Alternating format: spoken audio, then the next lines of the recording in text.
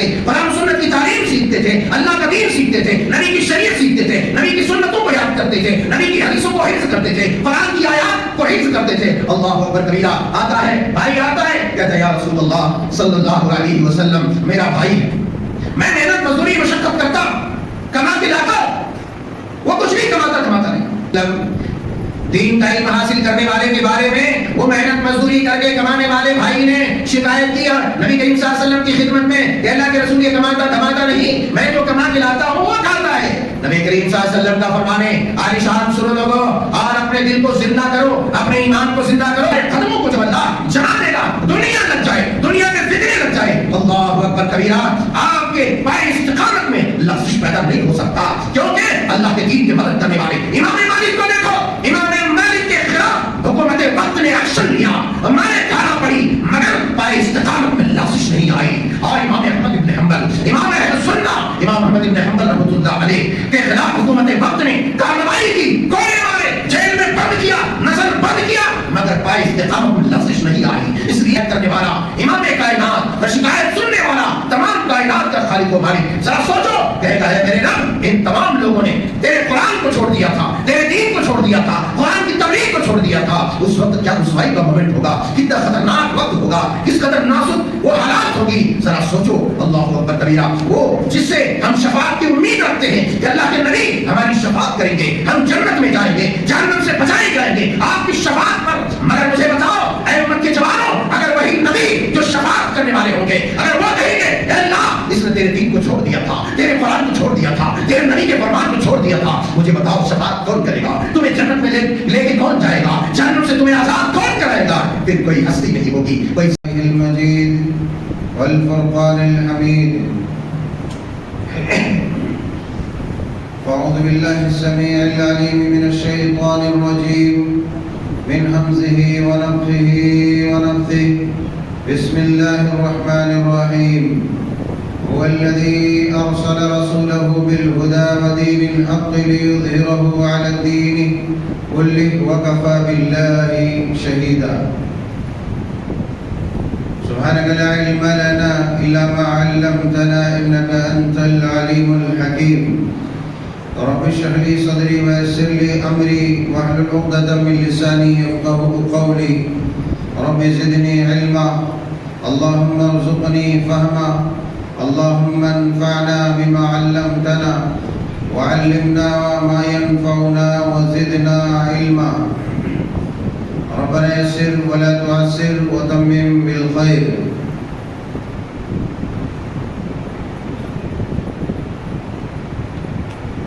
ہر طرح کی عبادات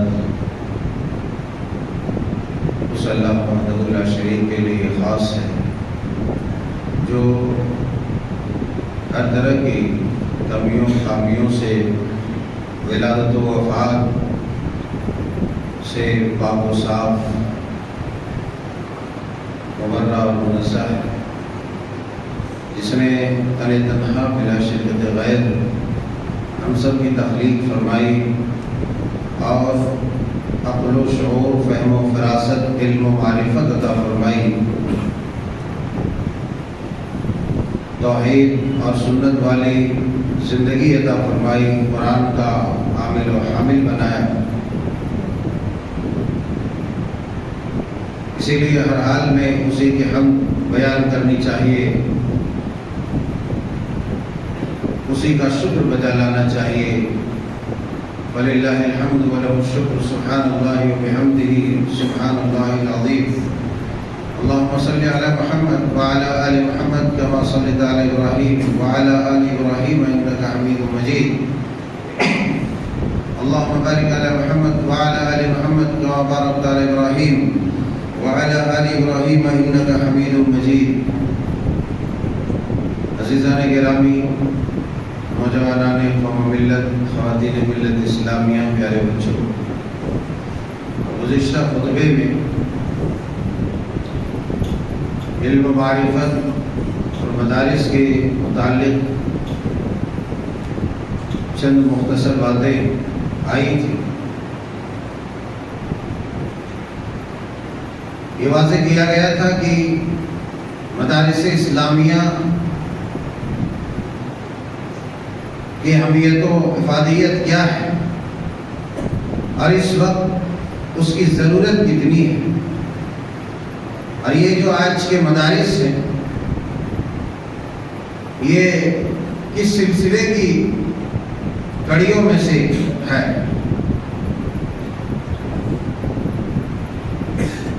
بتایا گیا تھا کہ مدارس اسلامیہ اقوام ملل کے تحفظ، بقا کا بہت بڑا ذریعہ ہے.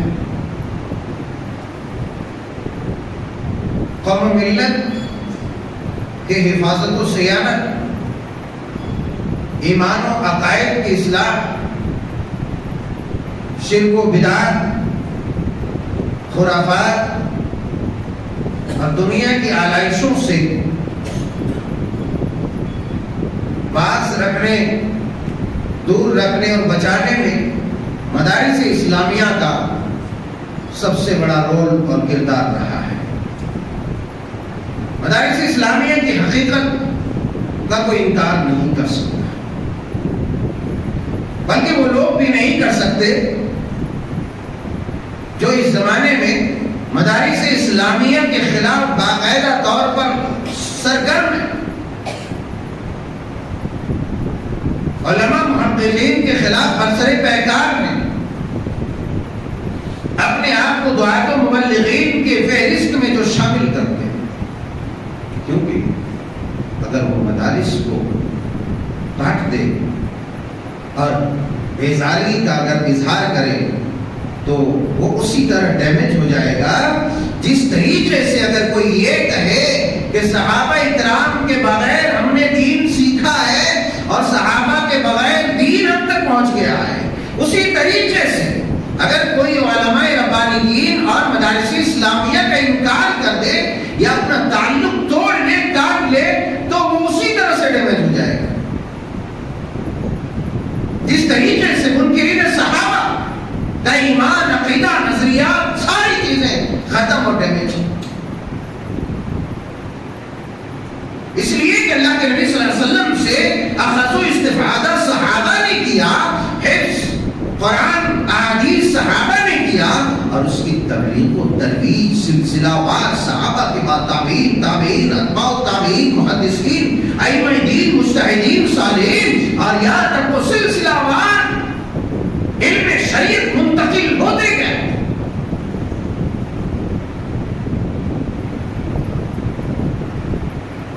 آج بعض دعات جس نے باقاعدہ طور پر علماء کے سامنے ذاتی تلمس طے نہیں کیا، مدارس میں بیٹھ کر کے تعلیم حاصل نہیں کی، اور اگر علماء کو ٹارگٹ کر رہے ہیں تو کیوں ڈیمیج ہے؟ میں نے تو مثال دی صحابہ کے تعلق سے. وہ ڈیمیج اس لیے ہے کہ اس نے جو دین سیکھا ہے یا جو بھی معلومات اسے ملی ہے وہ انہی مدارس اسلامیہ میں پڑھنے والے طلباء و علماء کی لکھی ہوئی کتابیں ہیں جس سے اس نے اخذ و استفادہ کیا، اور آج اپنے آپ کو علماء اور مدارس سے بیزاری یا لا تعلقی کا اگر اظہار کر رہے ہیں تو پھر وہ اس طریقے سے ختم ہے، کیونکہ اس کے بغیر اسے مل ہی نہیں سکتا. قرآن کی تفسیر لکھنے والا، فقہ لکھنے والا، احادیث کی تشریح کرنے والا کون ہے؟ کہاں سے آئے؟ کیا صحابہ سے ڈائریکٹ انہوں نے لیا؟ نہیں. اسی لیے مدارس اسلامیہ کی اہمیت و افادیت اور ضرورت ہر زمان و مکان میں، ہر زمان و مکان میں. اور میں نے پچھلے خطبے میں اشارتاً تھوڑی سی بات بتلائی کہ ہر فیلڈ میں ایک اسپیشلسٹ ہوتا ہے نا. ہر فیلڈ میں ماہر ہوتا ہے اپنے فن کا. دین میں بھی ماہر ہے اپنے فن کا، دنیا میں بھی اپنے ماہر، بہت سارے ماہرین ہیں اپنے علوم و فنون کا. تو حقیقت اگر کسی کو لینا ہے، صحیح فن سیکھنا ہے، صحیح علم سیکھنا ہے، تو اسی علم کے ماہر اور اسی علم کے اسی فن کے ماہر سے آپ کو سیکھنا ہے. ڈاکٹریٹ کی پڑھائی پڑھنا ہے، تو بڑے بڑے پروفیسر ڈاکٹرز سے سیکھنا ہے، انجینئرنگ کرنا ہے، بڑے بڑے انجینئر ٹیچر سے آپ کو علم حاصل کرنا ہے، انگلش سیکھنا ہے۔ جو انگلش نہیں جانتا اردو جاننے والے سے آپ انگلش نہیں سیکھ سکتے، تھوڑا بڑا کام چلا سکتے۔ عربی سیکھنا ہے، عربی کے ماہرین سے آپ کو سیکھنا ہے۔ آپ اردو والے، ہندی والے، انگلش والے سے نہیں سیکھ سکتے۔ ہاں اگر وہ تھوڑا بڑا جانکار ہے تو کام چلا دے سکتا ہے، جیسا کہ میں نے مثال دیا تھا کہ فرسٹ ایڈ ضروری ہے مگر اس سے علاج اور ٹریٹمنٹ نہیں کرایا جا سکتا۔ اسی طریقے سے اگر آپ کو دین سیکھنا ہے، علماء جو ماہرین ہے، جو علماء ربانیین ہے، جو مدرسین حقیقی ہیں، ان علماء ربانیین اور مدرسین سے آپ کو قرآن و سنت کا علم حاصل کرنا ہے، تبھی آپ کو اس کی روحانیت ملے گی، نہیں تو آپ کو نہیں مل سکتی ہے۔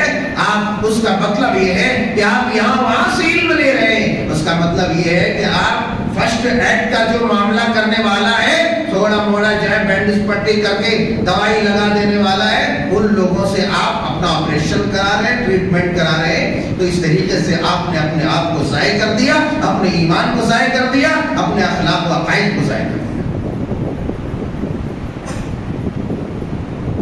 مدارس اسلامیہ کی حفاظت و صیانت میں ہمارا سب سے بڑا کردار رہنا چاہیے، کیونکہ میں نے بتلایا تھا کہ باقاعدہ طور پر مدینہ الرسول مسجد نبوی صلی اللہ علیہ وسلم کے صحن مقدس میں باقاعدہ طور پر ریزیڈنشل رہائشی مدرسہ موجود تھا جو صفہ کے چبوترے سے جانا جاتا تھا، صفہ کے نام سے موصوف تھا، وہاں نبی کریم صلی اللہ علیہ وسلم سے اخذ و استفادہ کرتے تھے۔ میں نے یہ بھی بتلایا تھا کہ بعض صحابہ جنگلوں میں جا جا کر لکڑیاں کاٹ کاٹ کر بیچا کرتے تھے اور ان کی پرورش کرتے تھے۔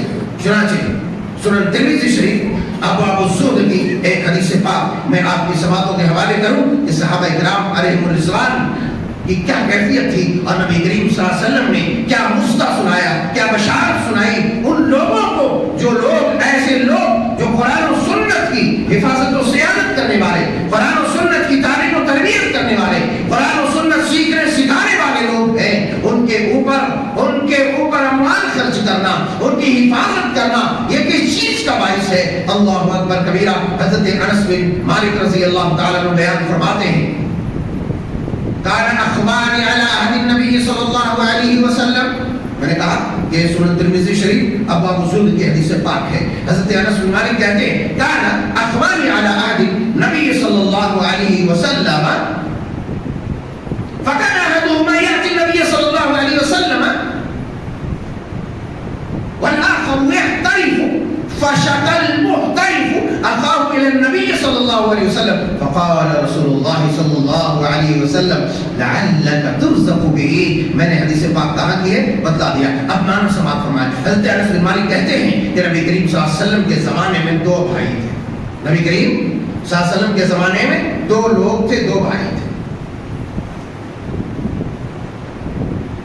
دو لوگ تھے۔ فکان احدهما یأتی النبی صلی اللہ علیہ وسلم، ان میں سے ایک نبی کریم صلی اللہ علیہ وسلم کی خدمت اقدس میں حاضر ہوتا ہے، والآخر یحترف، اور دوسرا جو تھا وہ نبی کریم صلی اللہ علیہ وسلم کی خدمت اقدس میں رہتا کہ قرآن و سنت کی تعلیم سیکھتے تھے، اللہ کا دین سیکھتے تھے، نبی کی شریعت سیکھتے تھے، نبی کی سنتوں کو یاد کرتے تھے، نبی کی حدیثوں کو حفظ کرتے تھے، قرآن کی آیات کو حفظ کرتے تھے۔ اللہ اکبر کبیرہ۔ آتا ہے بھائی، آتا ہے کہتا ہے یا رسول اللہ صلی اللہ علیہ وسلم میرا بھائی ہے، میں محنت مزدوری مشقت کرتا، کما کے لاتا، وہ کچھ نہیں کماتا دھماتا نہیں، وہ کوئی کام دھندا نہیں کرتا، وہ خالی کھاتا ہے، مفت کی روٹیاں توڑتا ہے، مفت کی روٹیاں توڑتا ہے، یہ چیپ لینگویج ہے، مفت کی روٹیاں توڑتا ہے۔ آگے اللہ کے رسول صلی اللہ علیہ وسلم وہ کماتا دھماتا نہیں ہے، دن بھر یہی رہتا ہے، اب میں اکیلا تنہا محنت مزدوری مشقت کرتا ہوں، کما کے لاتا ہوں، اور ایک آدمی کمانے والا بہت کھانے والا ہے تو دشواری ہوگی۔ والآخر يحترف أخاه إلى النبي صلی اللہ علیہ وسلم. دین کا علم حاصل کرنے والے کے بارے میں وہ محنت مزدوری کر کے کمانے والے بھائی نے شکایت کی اور نبی کریم صلی اللہ علیہ وسلم کی خدمت میں کہ اللہ کے رسول یہ کماتا نہیں، میں جو کما کے لاتا ہوں وہ کھاتا ہے.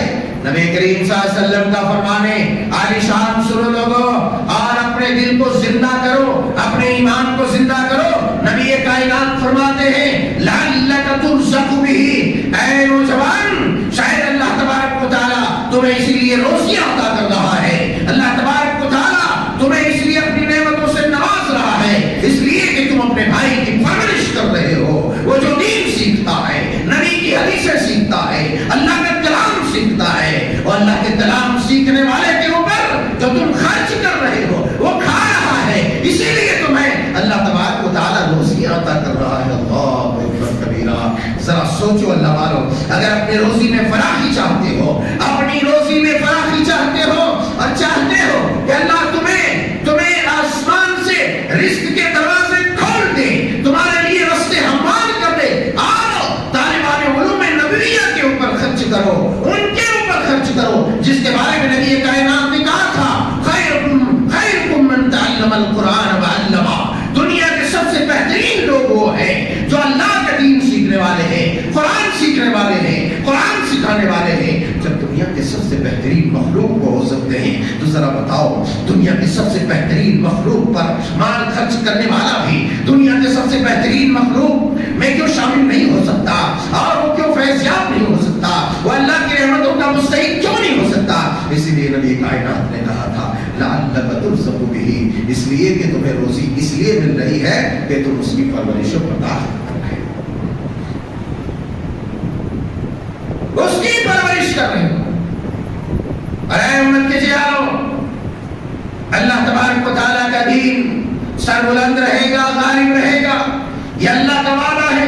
اللہ فرماتا ہے هو الذی ارسل رسولہ بالہدی ودین الحق لیظہرہ علی الدین کلہ. کہیں کہا ولو کرہ الکافرون، کہیں کہا کفی باللہ شہیدا. کیا کہ اللہ اپنے دین کو غالب کر کے چھوڑے گا.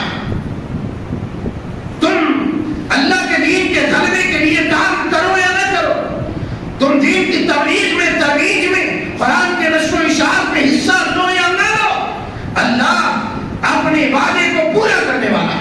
مگر اگر دین کی تبلیغ میں، قرآن کی ترویج میں، سنت کی ترویج میں اگر تم نے حصہ نہ لیا، اللہ اپنے دین کو غالب کرے گا.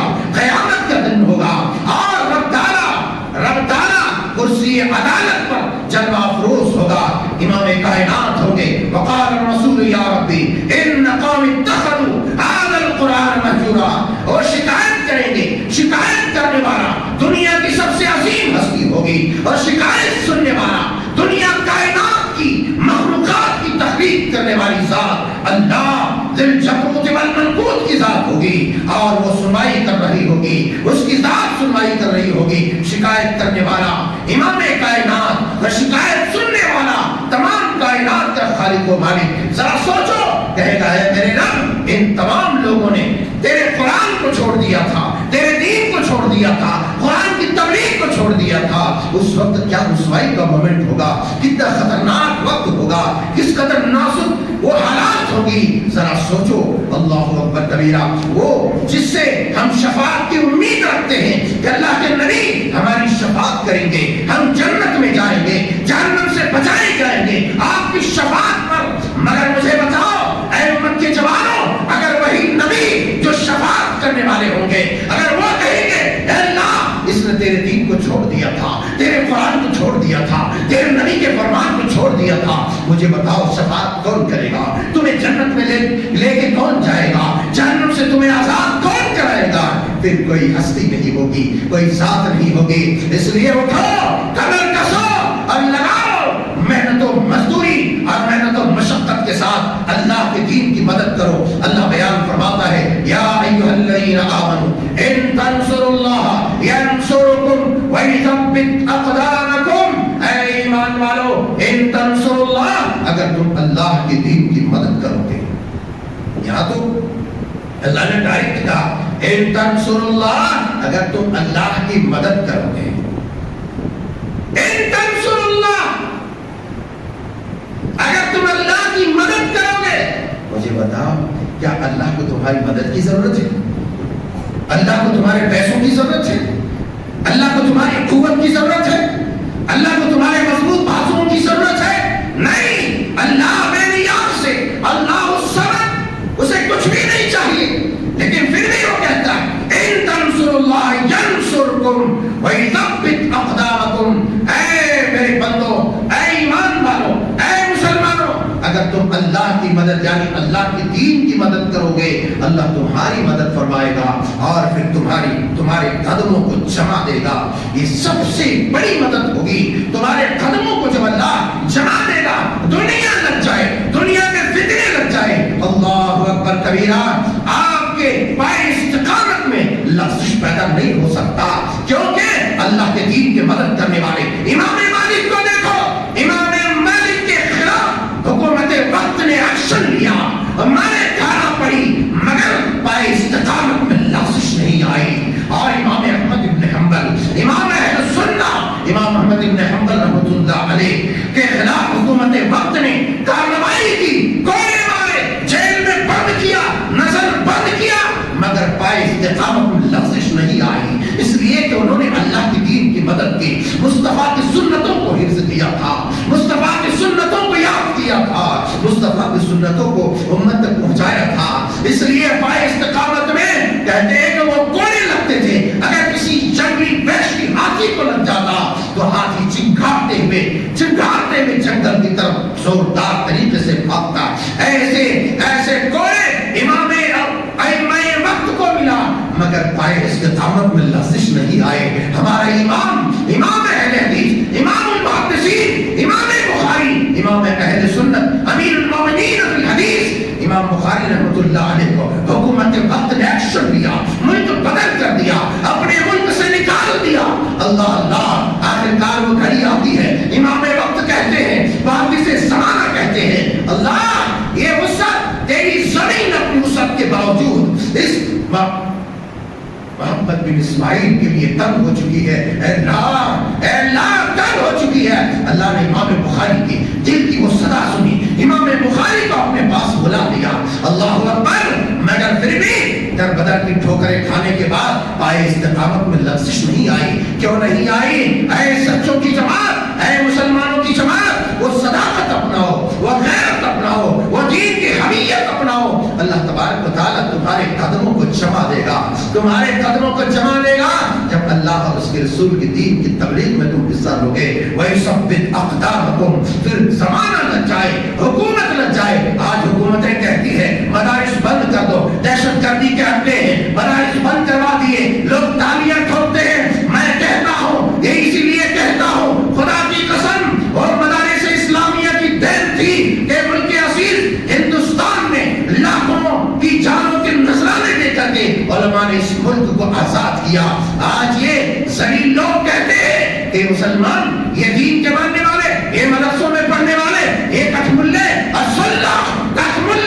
اگر کوئی کہتا ہے تمہیں یہ تمہاری غیرت کے خلاف، یہ تمہارے لیے گالی ہے، اس لیے کہ اس لفظ کی کوئی جگہ کہیں بھی ہمارے لینگویج میں، ہماری اصطلاح میں نہیں ہے، اور کوئی بھی مسلمان کٹھ ملا نہیں ہے۔ مسلمان ایمان والا ہے، ملک کی حفاظت کرنے والا ہے، دین کی حفاظت کرنے والا ہے، اقوام و ملل کی حفاظت کرنے والا ہے۔ مسلمان نہ ہی تو صحیح مسلمان غدار ہوتا ہے اور نہ ہی اپنے ملک کے خلاف، اپنی حکومت کے خلاف بغاوت کرتا ہے۔ اللہ کہ شر پسندی، اللہ کی نافرمانی، شرک و کفر و الحاد پر اسے مجبور کر دیا جائے تو اسے خروج کرنا پڑتا ہے۔ میری قوم کے جیانوں، اسی لیے کہتا ہوں، یہ مدارس وقت نے صحابہ کرام جیسے عظیم شخصیات پیدا کی۔ شیخ الاسلام امام ابن تیمیہ جو امام وقت تھے، جس کو لوگ امام اہل حدیث کہتے ہیں، مگر واقعتاً اہل حدیثوں کے امام تھے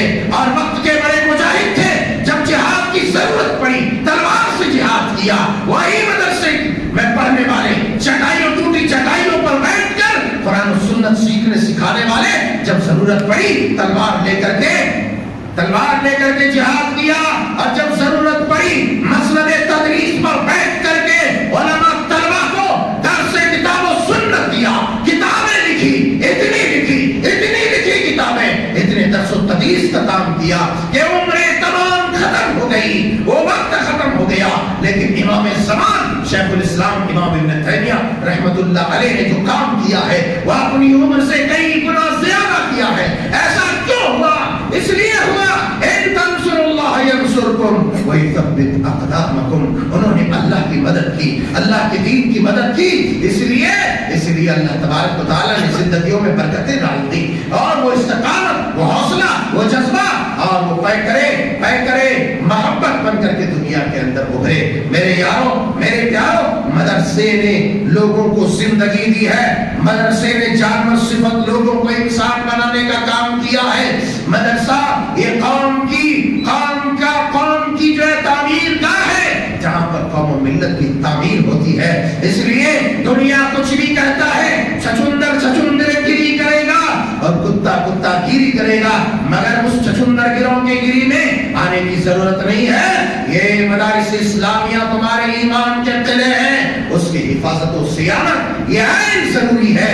اگر تم نے نہ کیا تو اللہ تبارک و تعالیٰ نے جس طریقے سے بغداد کی اینٹ سے اینٹ بجا کر ہلاکو کی اولاد کو، چنگیز کی اولاد کو مسلط کر کے پھر اسی چنگیز کی اولاد سے اسلام کے پاسبان پیدا کیے، اسلام کے رہبر پیدا کیے، اسلام کے محافظ پیدا کیے۔ اللہ تبارک و تعالیٰ اس بات پر قدرت رکھتا ہے، اس لیے ضرورت اس بات کی ہے اپنی غیرت کو زندہ کرو، اپنی حمیت کو زندہ کرو۔ تم وہ قوم ہو کہ اللہ تبارک و تعالیٰ نے جس قوم کو قرآن و سنت کا پاسبان بنایا، اور خدا کی قسم جو قرآن و سنت کا پاسبان ہو گیا، دنیا کی ہر پاسبانی اس کے پاس ہیچ ہے، اس کے پاس پھر ہے، اس سے زیادہ شرف و فضل والا دنیا میں کوئی نہیں۔ اس لیے مدارس اسلامیہ کی حفاظت کرو۔ مدارس اسلامیہ کا زمانے میں وہ کردار رہا ہے جو کردار دنیا کے کسی انسٹیٹیوٹ اور دنیا کے کسی ایجوکیشن سینٹر نے ادا نہیں کیا ہے۔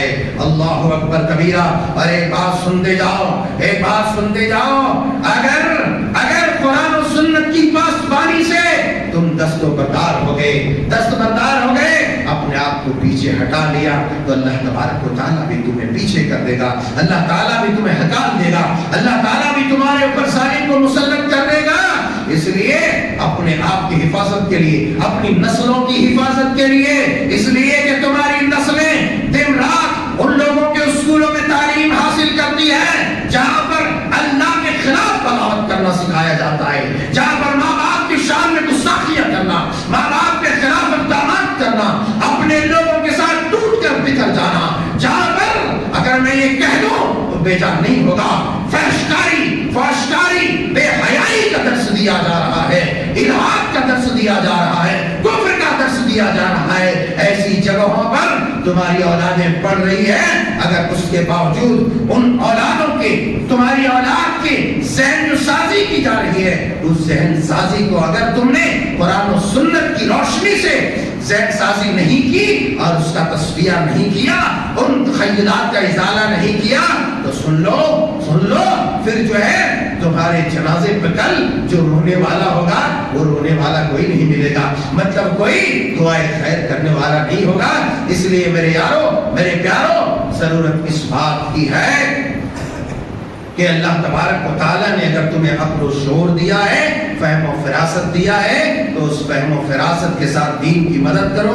ایک حدیث پاک جو صحیح بخاری شریف اور صحیح مسلم شریف کے اندر ہے، میں صرف اس کا خلاصہ بیان کر دوں، جس میں عبداللہ ابن مسعود رضی اللہ تعالیٰ عنہ بیان فرماتے ہیں، نبی کائنات نے فرمایا لا حسد الا فی اثنتین، رجل آتاہ اللہ مالا فسلطہ علی حلقته فی الارض، ورجل آتاہ اللہ الحکمہ فهو یقضی بها وَيُعَلِّمُهَا۔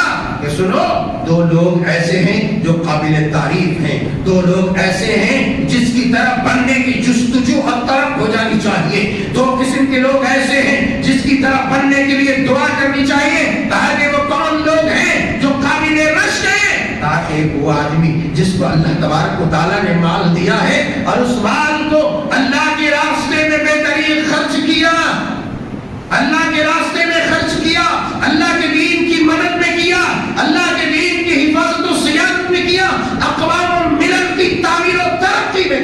ایسے آدمی کی طرح بننے کی دعائیں کرنی چاہیے، ایسے آدمی کے اوپر رشک کیا جانا چاہیے، ایسے آدمی سے حسد نہیں کیا جانا چاہیے، رشک کیا جانا چاہیے۔ اور دوسرا وہ آدمی جس کو اللہ تعالیٰ نے علم و حکمت دیا ہے، فراست دی ہے، سمجھ بوجھ دیا ہے، اس سمجھ بوجھ کا، اس علم کا صحیح استعمال کر کے قوم کی رہنمائی کرے، قوم کے مابین حق کے ساتھ فیصلہ کرے، قوم کو دین کا راستہ دکھائے۔